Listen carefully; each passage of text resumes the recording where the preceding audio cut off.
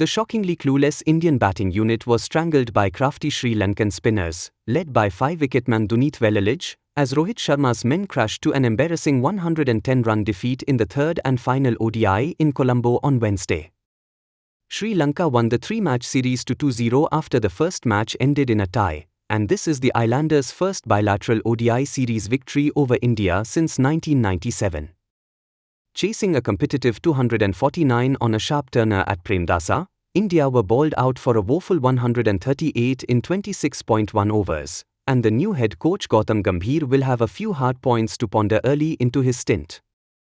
The left-arm spinner Velalij, who hurt India with the bat till now, chose to bruise the visitors by ball taking 5 for 27 after opener Avishka Fernando made a well-paced 96 to carry Lanka to 248 for 7. However, India had a rather good beginning, despite the early departure of Shubman Gill to their chase, courtesy Rohit Sharma's breakneck 35 off 20 balls that included an 18-run over off Mahesh Theekshana. The runs cascaded through a sequence of 6, 4, 4, 4 in the fourth over of the innings. But sweep, one of the favoured shots of Rohit, brought the downfall of the Indian skipper. His attempt to play it off Velalij ended in the hands of Kushal Mendis behind the stumps. Once Rohit was out, the rest of the Indian batting batters submerged into a whirlpool of confusion. Virat Kohli, 20, played for turn when there was none and was adjudged leg before to Velalij.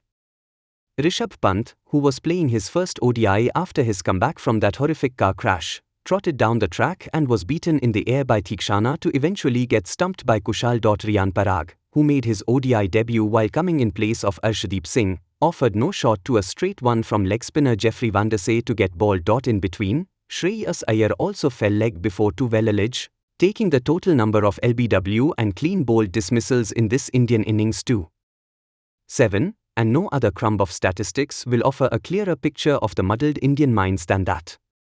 We knew they are used to small grounds and good wickets in India, so they would struggle on a big Premdasa ground.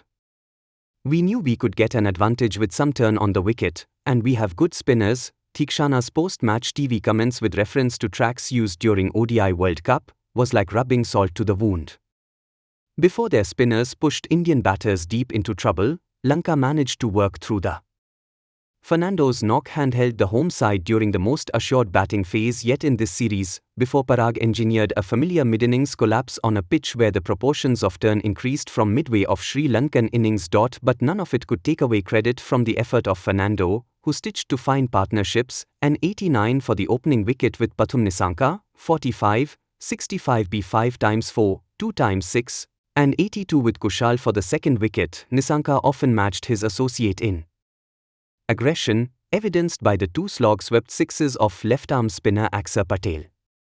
But the blooming stand was cut short by Axar when Nissanka slammed a wide delivery into the hands of Pant. Lanka stayed ahead of India through the Fernando-Kushal partnership, and the former was the enforcer. Fernando spoiled the figures of Mohammad Siraj, 165th in 8 overs, who was unusually wavered in his line and length. In fact, the Lankan right-hander enjoyed the extra speed of Siraj that enabled him to unfurl his bread and butter pull shot twice in a row to muscle the Indian for sixes. However, just when he was within touching distance of his 4th ODI 100, Fernando missed a skiddy leg break from Parag to get caught in front of the wicket. At 171 for 2 in the 36th over, Lanka had an excellent platform to push towards a total in the vicinity of 280 or more. But Parag removed skipper Charit Aslanka, 10, who was trapped leg before, and Velalij, 2, that denied Lanka the late-order momentum. But Kushal and Kamindu Mendis added 36 runs for the 7th wicket to take the match well beyond India's reach.